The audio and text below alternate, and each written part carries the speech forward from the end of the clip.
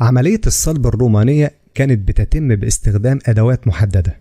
الصليب نفسه كان بيتكون عادة من عمود خشبي رأسي وعارضة أفقية، لكن ما كانش فيه شكل موحد للصليب.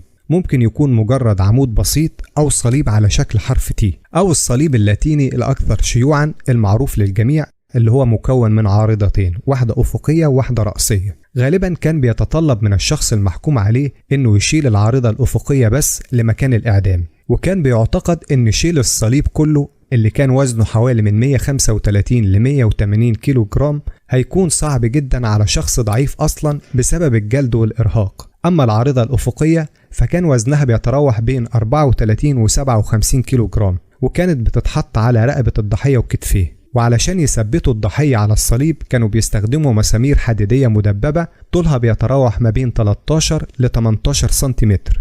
المسامير دي كانت بتدق عادة في الرزغين وليس في راحة اليد، علشان الرزغين يقدروا يتحملوا وزن الجسم بشكل أفضل. في بعض الأحيان كانوا بيستخدموا مسمار واحد علشان يثبتوا الرجلين مع بعض. وبعض المصادر أشارت لاحتمالية وجود قطعة خشبية صغيرة اسمها باللاتينية سيدل بمعنى مقعد متوصلة بالصليب علشان توفر شوية دعم لوزن الجسم وتخفف الضغط على الرزغين.